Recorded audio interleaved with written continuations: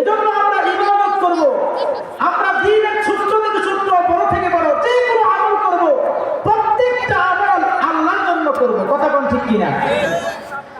এই জন্য ভাইরা আমার, বন্ধুরা আমার, আল্লাহ পাক রব্বুল আলামিন পবিত্র কুরআন কারীমের জায়গায় জায়গায় ইখলাসের বয়ান করেছেন, লিল্লাহিয়াতের বয়ান করেছেন।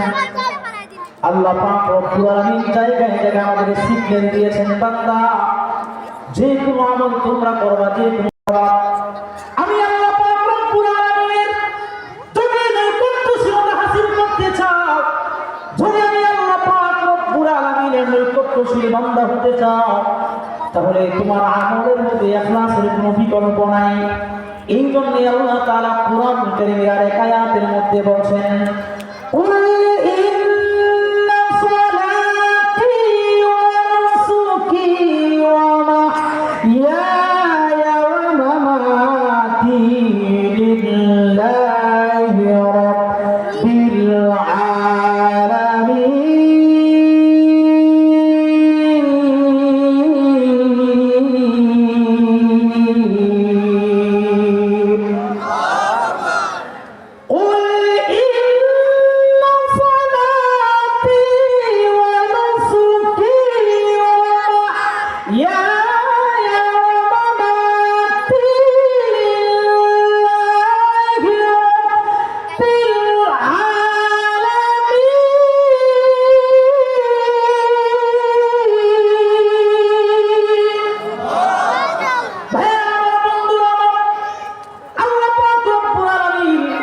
পবিত্র কুরআনুল কারীমের আয়াতের মধ্যে জানাই দিয়েছেন, পয়গম্বর আপনি বলে দেন, নিশ্চয় আমার নামাজ, আমার কুরবানি, আমার জীবন, আমার মৃত্যু লিল্লাহি রাব্বিল আলামিন, জগৎ সমূহের প্রতিপালক আল্লাহর জন্য। কথা কোন ঠিক কিনা? ভাইরা আমার, বন্ধুরা আমার, প্রত্যেকটা আমল, প্রত্যেকটা ইবাদত আমার মালিকের জন্য।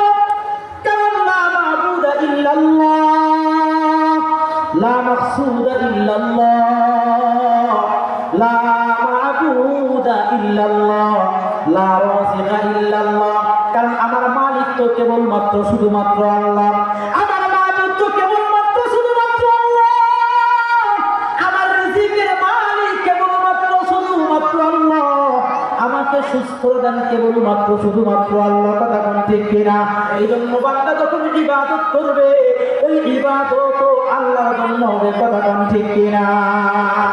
এই জন্য আমাদের ইখলাস ঠিক আছে তো? আগে ইখলাস ঠিক করবে, তারপর বয়ান করবো আর শুনবো। আল্লাহ তাআলা আমাদের সকলকে ইখলাসের সাথে বয়ান আমলের নিয়তে জীবনকে পরিবর্তন করার নিয়তে শোনার তৌফিক দেন সকলে, বলি আমিন। এখন আসলে আমি আপনাদের সামনে যে আয়াতে কারিমা তিলাওয়াত করেছি,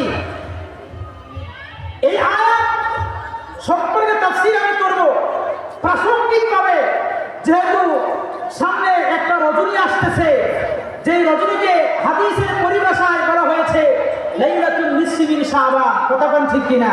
এবং যেই রজনীকে আমরা শবে বরাত হিসেবে চিনি, যার আরবি হচ্ছে লাইলাতুল বারাআত, এই বিষয়ে আমি সংক্ষিপ্ত কিছু আলোচনা করব ইনশাআল্লাহ, যদি আল্লাহ পাক আমাকে তৌফিক দেন। সম্মানিত হাজির, এখন আসেন যে আয়াতে কারিমা আমি তেলাওয়াত করেছি, এই আয়াত আমাদের অনেকের কাছেই প্রসিদ্ধ, এই আয়াত আমরা অনেকেরই আমাদের মুখস্থ আছে। এই আয়াতের নাম হচ্ছে আয়াতুল কুরসি। কথা কোন ঠিক কিনা? এই আয়াতুল কুরসির সংক্ষেপে তাফসীর আমি আপনাদের সামনে উপস্থাপন করব। ভাইরা আমার, বন্ধুরা আমার, আমরা শুনে এসেছি যে আয়াতুল কুরসি কুরআনুল কারীমের সবচেয়ে মর্যাদাপূর্ণ এবং ফজিলতপূর্ণ আয়াত। কথা কোন ঠিক কিনা? আর আসলে কোন ঠিক কিনা? প্রমাণ হাদিস শরীফের মধ্যে আছে। ভাইরা আমার, বন্ধুরা আমার, হাদিস শরীফের মধ্যে আছে, আল্লাহর পয়গম্বরের সাহাবী হযরত উবাই ইবনে কাব রাদিয়াল্লাহু তাআলা আনহু, যিনি অত্যন্ত সুন্দর কণ্ঠে কোরআন তেলাওয়াত করতেন, যার কণ্ঠের মধ্যে আল্লাহ পাক রব্বুল আলামিন এত মজা দিয়েছেন, এত আকর্ষণ দিয়েছেন। উবাই ইবনে কাব রাদিয়াল্লাহু তাআলা এমন একজন দামি সাহাবী ছিলেন, যার কোরআন তেলাওয়াত আসমানের ফেরেশতারা পছন্দ করতেন। সুবহানাল্লাহ পড়েন। যার কোরআন তেলাওয়াতকে আল্লাহর পয়গম্বর সাহাবায়ে কেরাম পছন্দ করতেন। শুধু এখানেই শেষ নয়, এমন সুন্দর করে তিনি কোরআন তেলাওয়াত করতে পারতেন, যার কোরআন তেলাওয়াতকে স্বয়ং আল্লাহ পছন্দ করতেন। সুবহানাল্লাহ।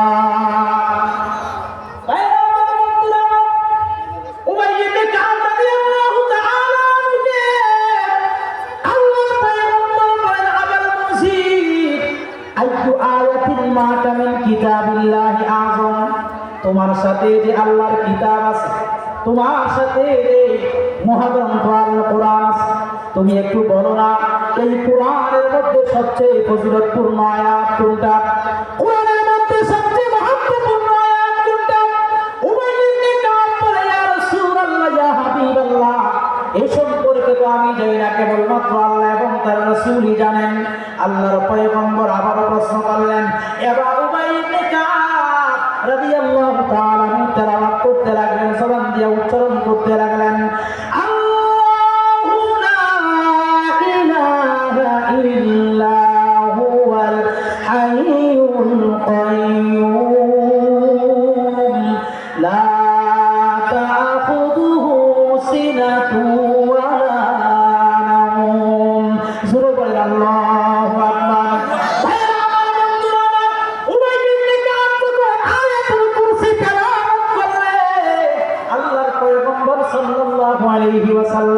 উবাই ইবনে কাবের বুকের মধ্যে মৃদু আঘাত করলেন, মৃদু আঘাত করে বললেন, উবাই রে, আজ এই আয়াত তুমি তেলাওয়াত করেছো, মহাগ্রন্থ আল কোরআনের মধ্যে এর চেয়ে ফজিলতপূর্ণ কোন আয়াত নাই। সুবহানাল্লাহ। তাহলে কোরআনুল কারীমের সবচেয়ে ফজিলতপূর্ণ আয়াত কোনটা বলেন? আয়াতুল কুরসি। এই আয়াতুল কুরসির জিহ্বা এবং ঠোঁট আছে।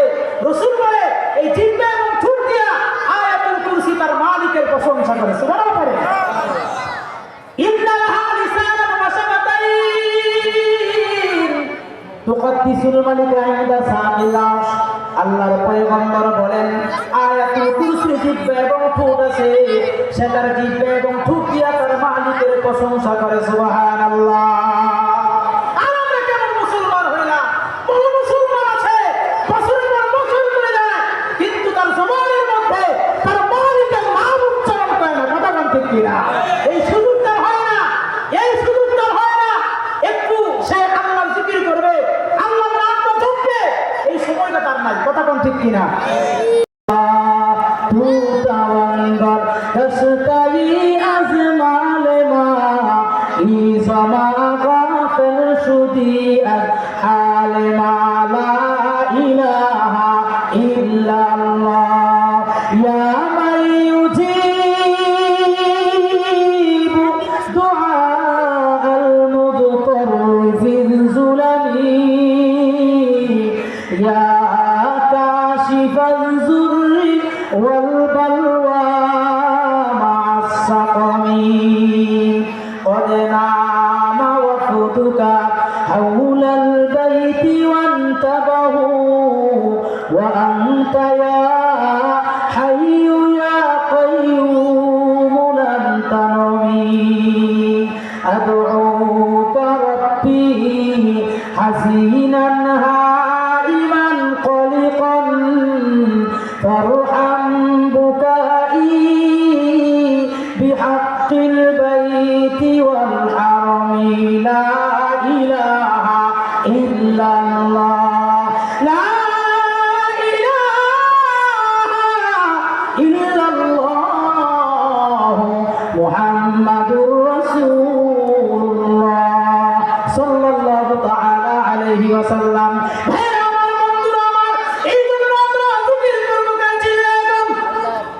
কথা বলা জিকির করবো কার? আর যখন জিকির করবো কার? ভাইরা আমার বন্ধুরা, আমার জন্য বলতেছিলাম আয়াতুল কুরসি। ইন্নাল হালিসানান ওয়া শাফাতাইন। আয়াতুল কুরসির জিহ্বা এবং ঠোঁট আছে। এই আয়াতুল কুরসি তার জিহ্বা এবং ঠোঁট দিয়া তার মালিকের প্রশংসা করে। সুবহানাল্লাহ। সম্মানিত হাজিরিন, এই জিহ্বা দিয়া অনেক মুসলমান আছে গান, এই জিহ্বা দিয়া সে গান গায়, এই জবান দিয়া সে গান আবৃত্তি করে, এই জবান দিয়া পৃথিবীর বিখ্যাত বিভিন্ন কবিদের কবিতা আবৃত্তি করে, কিন্তু তার সুযোগ হয় না এই জবান দিয়ে সে কোরআন তেলাওয়াত করে। করবে, কথা কোন ঠিক কিনা? এই কুরআন আমার আপনার জীবনের সংবিধান, আমার ব্যক্তি, আমার পরিবার, আমার সমাজ, আমার রাষ্ট্র সর্বত্র কুরআন ছাড়া বিকল্প কোনো ব্যবস্থা নাই, কথা কোন ঠিক কিনা? কুরআন না শিখি, কুরআনের সাথে আমার সম্পর্ক না থাকে, তাহলে আল্লাহর পয়গম্বর আমার বিরুদ্ধে আল্লাহর আদালতে মামলা দায়ের করবেন, কথা কোন ঠিক কিনা? আল্লাহ বলছেন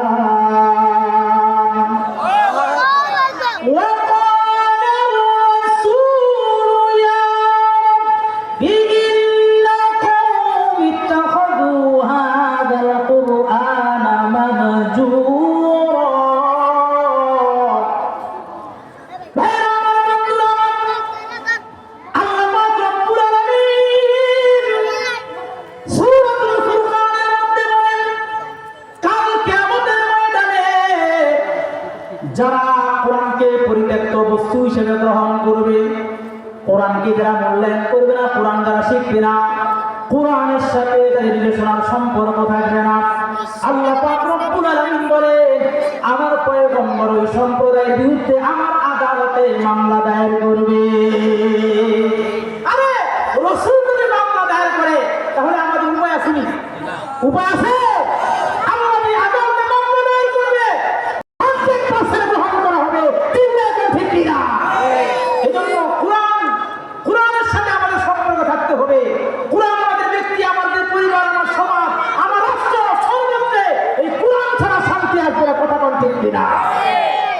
সমাধান চাও যদি জীবনে মরণে, ফিরে চাও খুঁজে নাও চোখ রাখো কোরআনে।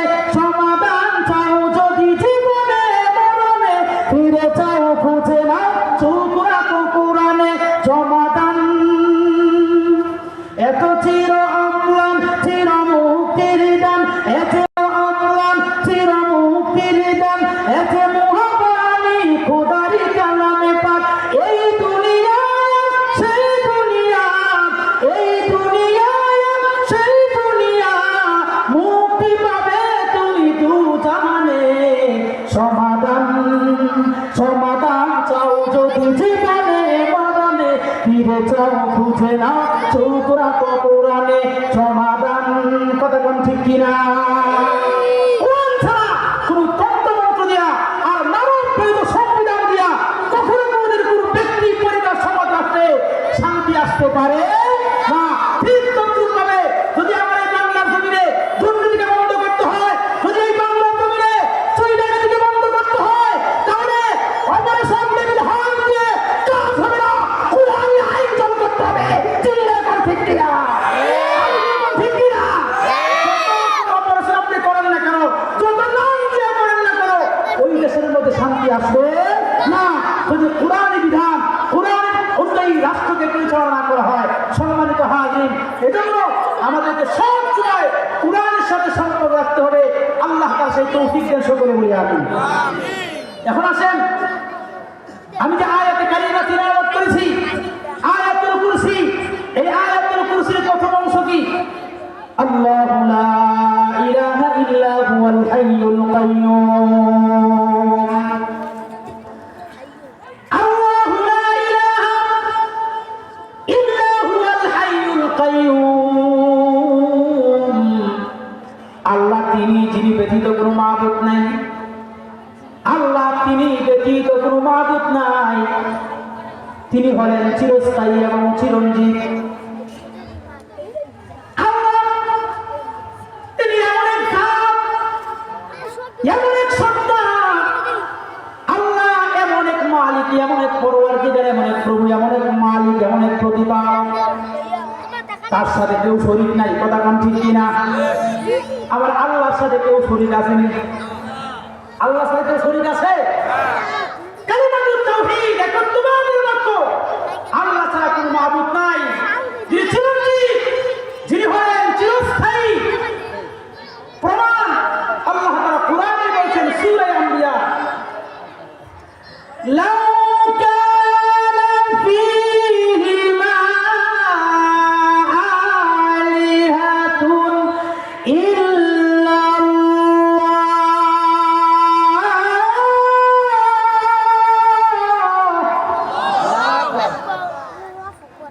লাউ কানা ফীহিমা আলিহাতুন ইল্লাল্লাহু লাফাসাদাতা ফাসুবহানাল্লাহি রাব্বিল আরশি আম্মা ইয়াসিফুন।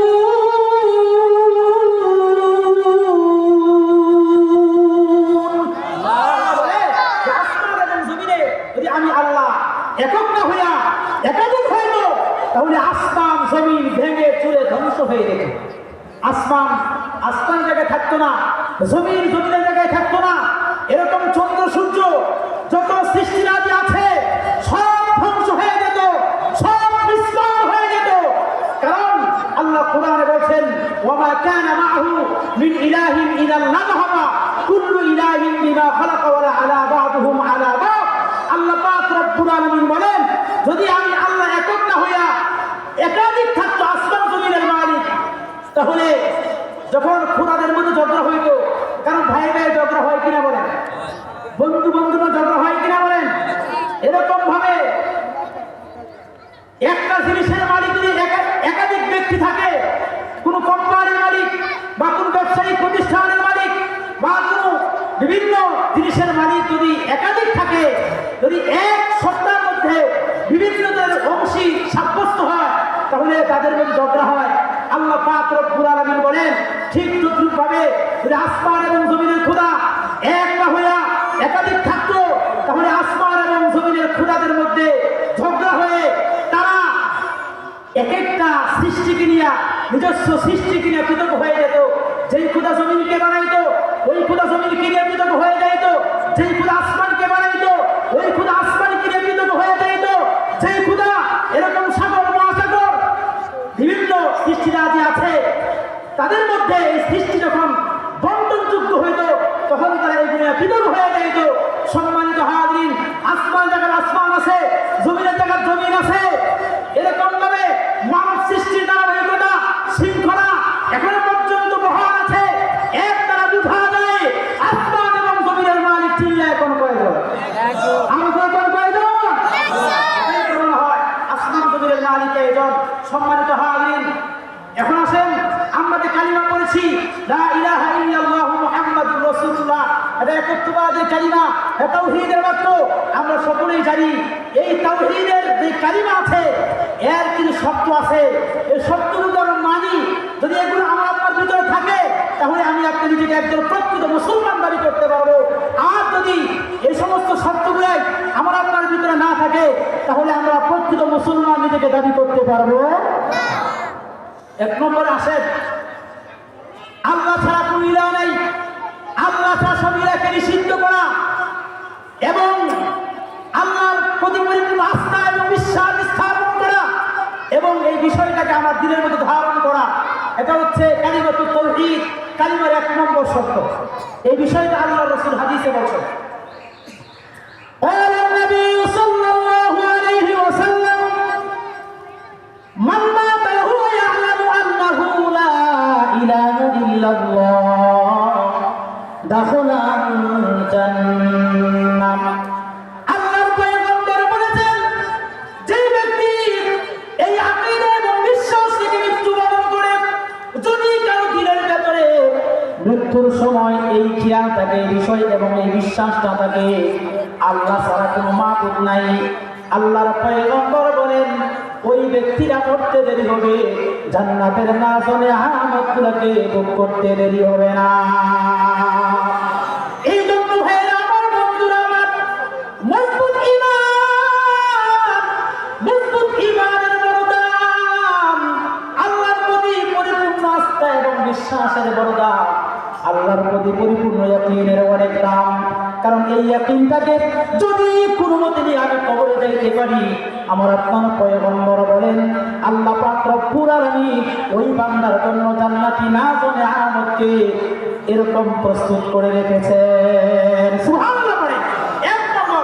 দুই নম্বর শর্ত হচ্ছে ঈমানের মধ্যে কোনো সন্দেহ করা যাবে না। কি করা যাবে না? কোনো সন্দেহ করা যাবে না। এর মধ্যে কোনো সন্দেহ সব থাকা যাবে না।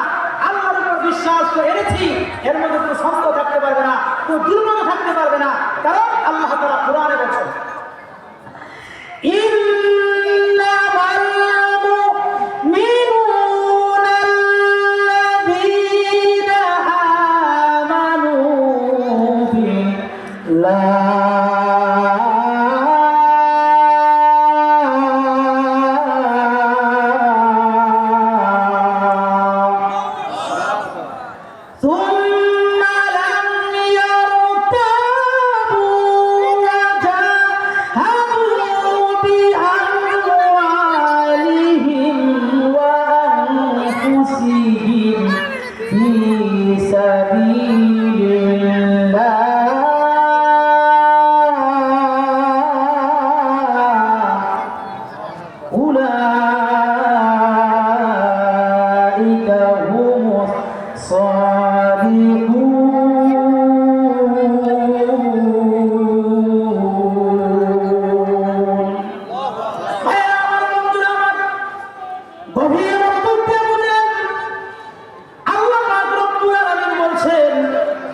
প্রকৃত মুমিন হচ্ছে তারা যারা আল্লাহ এবং তার রাসূলকে বিশ্বাস করে এবং এর মধ্যে কোনো সন্দেহ করে না, এর মধ্যে কোনো শক থাকে না, এবং নিজে জান এবং মাল দিয়ে আল্লাহর রাস্তায় জিহাদ করে। সুবহানাল্লাহ বলেন। নিজে জান এবং